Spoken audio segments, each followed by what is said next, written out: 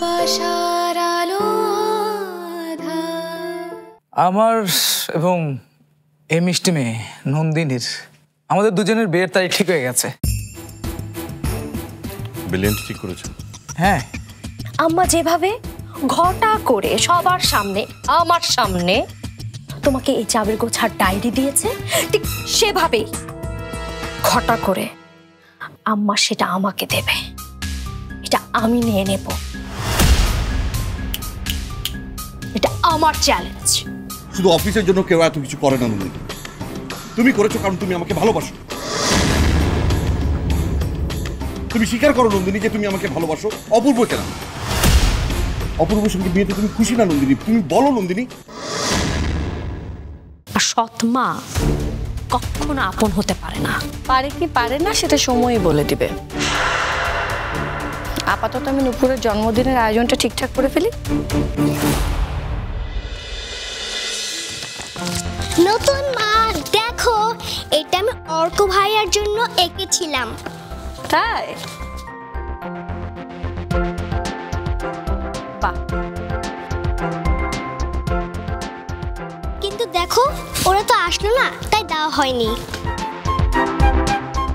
আচ্ছা নতুন মা, তুমি জানতে চাইলে না আমি তোমার কাছে কি গিফট চাই? আমি চাই আমার জন্মদিনে সবাই আসুক, অর্ক ভাইয়াও আসুক।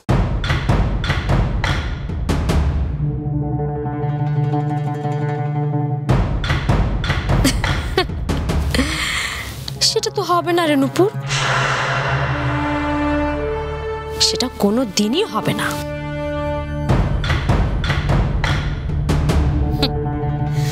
তোর নতুন মা যতই ভালো হোক না কেন, এই কাজটা সে কখনোই করতে পারবে না। আর তুই এই ছবিতে যতই টেপ লাগিয়ে রাখিস না কেন, এই কাগজটার মতোই অর্ক ভাইয়ের সাথে এই বাড়ির সম্পর্ক ছিন্ন হয়ে গেছে। আর কখনোই সেটা জোড়া লাগবে না, বুঝতে পেরেছিস? তাহলে অর্ক ভাইয়ারা আসবে না? আসবে, সবাই আসবে। আমি তোমার কাছে পিঙ্কি প্রমিস করেছি না? পিঙ্কি প্রমিসকে ভাঙা যায়? তাহলে যেভাবেই হোক তোমার জন্মদিনে আমি তোমার অর্ক ভাইয়াকে নিয়ে আসবো, ঠিক আছে?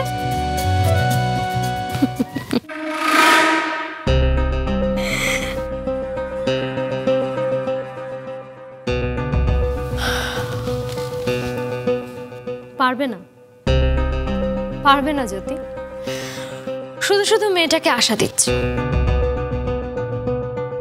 আমি কি পারবো আর কি পারবো না সেটা তো তুমি জানো না আর্য।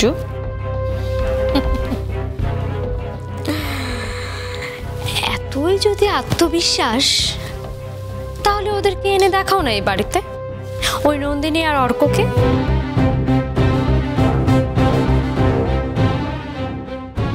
আনবো, অবশ্যই আনবো,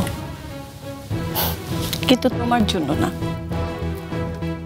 আমার এই লক্ষ্মী মামনিটার জন্য। চলো।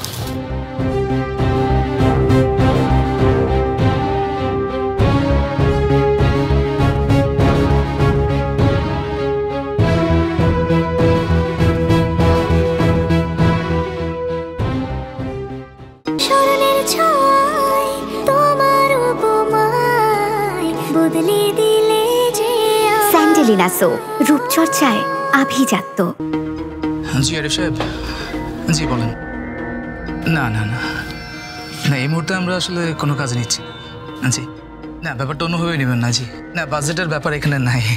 আমরা আসলে এই মুহূর্তে কোনো ক্রিয়েটিভ প্রমোশনের দিকে যাচ্ছি না। না, এটা আমাদের একদমই ইন্টারনাল ব্যাপার। জি okay, thank you, don't take it otherwise. Thank you so much. Apurba, এদিকে এই যে একটু বুঝে নে।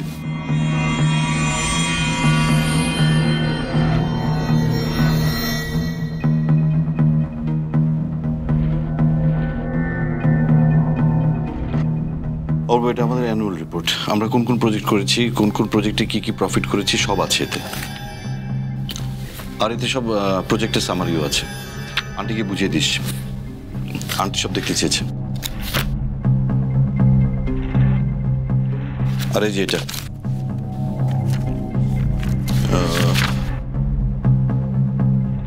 এই যে প্রজেক্টের সব ডিটেইল আছে এটাতে, ঠিক আছে? আন্টিকে এগুলো বুঝিয়ে দিস। এনে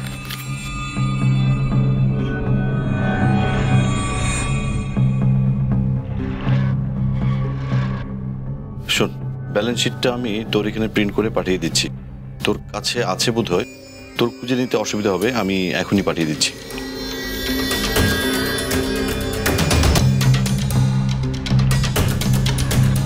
কিরে অপূর্ব, কি হয়েছে তোর? হ্যাঁ, না কিছু না। কি বলছিলি বল। মানে আমি এতক্ষণ যা বললাম তুই কিছুই শুনিসনি? বললাম যে এই সব ফাইলগুলো আন্টিকে বুঝিয়ে দিবি, আন্টি চেয়েছেন দেখতে।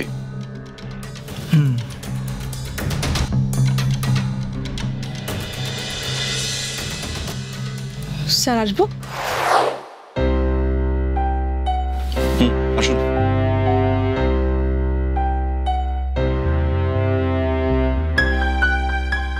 স্যার এই ফাইলগুলো একটু চেক করবেন।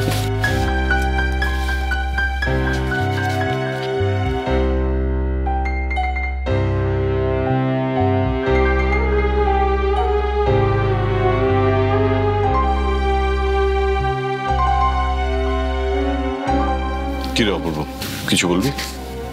মানে বলছি তুই আমার সাথে যাবি না? মা এতদিন পরে এসেছে, ফারহানও এসেছে, একসাথে আড্ডা দিতাম। না মানে আমার তো আজ একটু কাজ ছিল রে। তুই আজ যা, আন্টিকে ফাইলগুলো সব বুঝিয়ে দে, আমি আন্টির সঙ্গে পরে দেখা করে নিচ্ছি।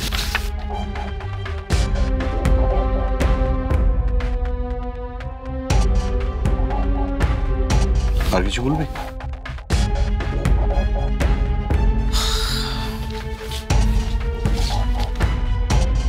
সরি, আমি বোধহয় আপনাদের বিরক্ত করলাম।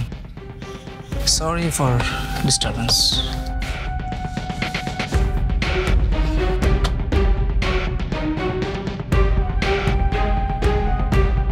নন্দিনী বস।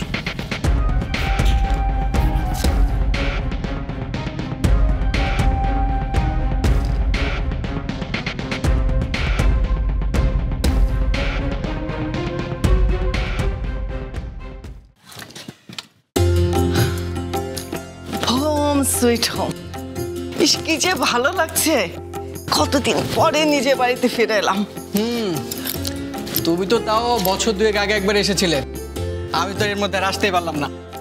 স্যার আপনি যদি ছুটি পেলে এদিক সেদিক দৌড় মারেন তাহলে দেশে ফিরবেন কি করে শুনি?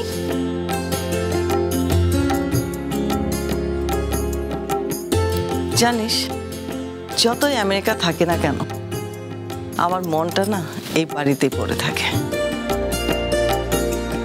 কত যে স্মৃতি এই বাড়িতে।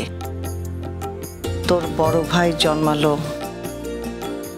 তার বেড়ে ওঠা, তার ছোট্ট ছোট্ট পায়ে পুরো বাড়ি জুড়ে দুরন্তপনা, তারপর তোর জন্ম, তোর বেড়ে ওঠা, কত যে স্মৃতি। জানিস, এই বাসায় আসলে না সমস্ত স্মৃতিগুলো আমার চোখের সামনে ভেসে বেড়ায়। এত স্মৃতি কাতর হয়ে লাভ নেই মা, মানে তুমি চাইলেও কিন্তু এখানে থাকতে পারবে না। আমি তোমাকে ছাড়া একা যাচ্ছি না, এই বলে দিলাম।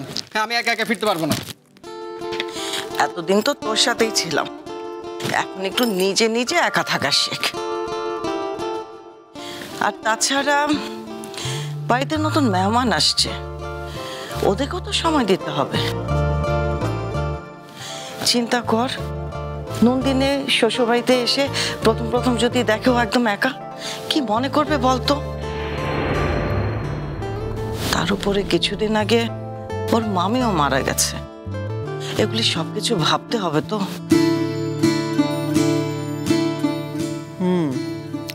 ভাবছি মা, ভাবছি। ওনার মামির কথা ভাবছি, ওনার ছেলের কথা ভাবছি। এই সত্যি করে বলতো, নন্দিনীকে দারুণ লেগেছে না তোর? হ্যাঁ। কি যে মিষ্টি মেয়ে ওর ছেলেটা। আইডিয়া, এক কাজ করি, অপূর্বকে ফোন করে বলি অফিস থেকে নন্দিনীকে নিয়ে সোজাই বাসায় আসতে। বাহ, গুড আইডিয়া। স্মরণের ছয় তোমার উপমায় বদলে দিলে যে স্যান্ডেলিনা সো, রূপচর্চায় আভিজাত্য।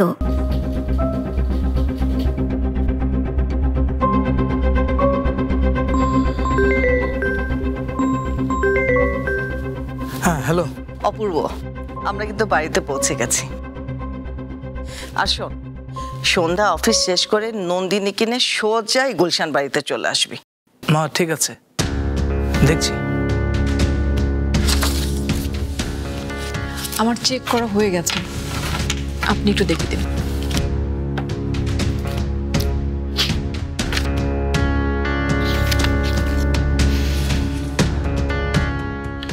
বাজেটের ব্যাপারে মনে হয় আরেকটু ভাবতে হবে।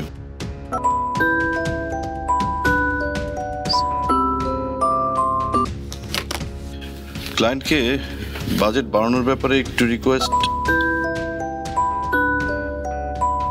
আপনি চাইলে ফোনটা ধরতে পারেন, ধরুন না, জরুরিও তো হতে পারে, ধরুন ধরুন। Excuse me.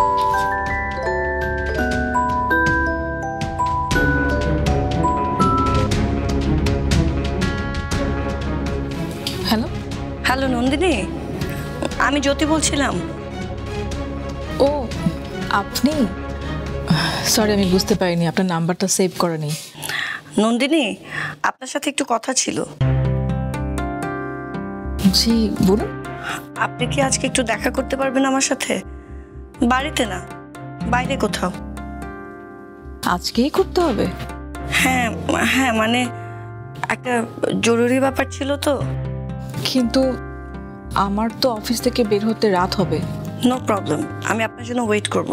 আমি লোকেশন SMS করে দিচ্ছি।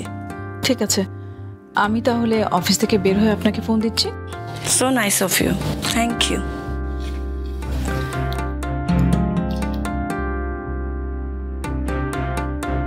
আপনার কোনো কাজ থাকলে আপনি চলে যেতে পারেন।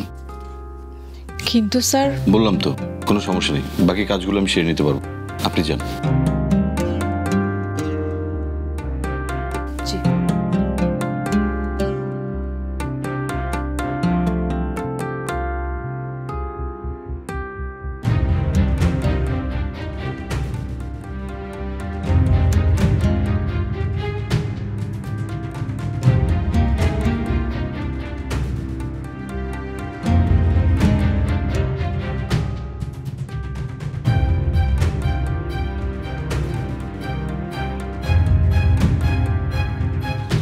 কিছু বলবেন?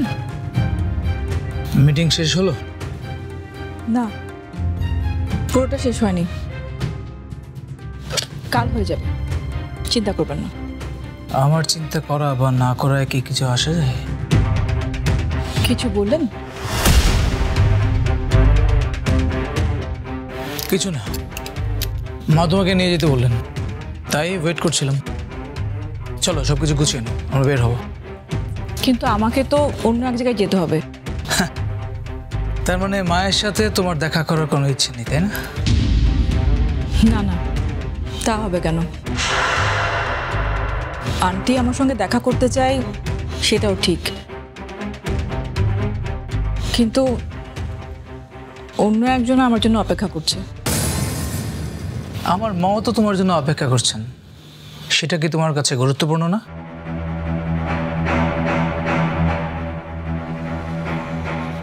অবশ্যই গুরুত্বপূর্ণ, কিন্তু কিন্তু তবুও তুমি আমার মায়ের সাথে দেখা করতে যেতে পারবে না, তাই তো? কে কে অপেক্ষা করছে তোমার জন্য, যে আমার মায়ের চেয়েও বেশি গুরুত্বপূর্ণ হয়ে গেল তোমার কাছে? না না, তা কেন হবে? আসলে হুট করেই, ঠিক আছে আমি আন্টির সঙ্গে কথা বলে নেব। লাগবে না, তুমি তোমার কাজে যাও। আপনি আমাকে ভুল বুঝলেন। যাও তো নন্দিনী, প্লিজ। আপনি ভাববেন না, আমি আন্টির সঙ্গে কথা বলে নেব।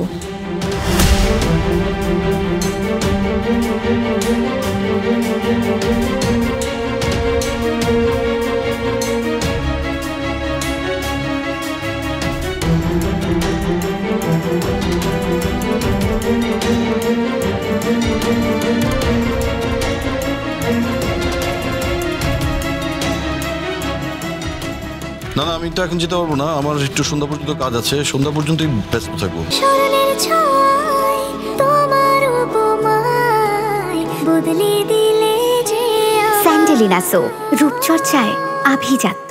হ্যাঁ হ্যাঁ, ঠিক আছে, আমি রাখি এখন। ওকে।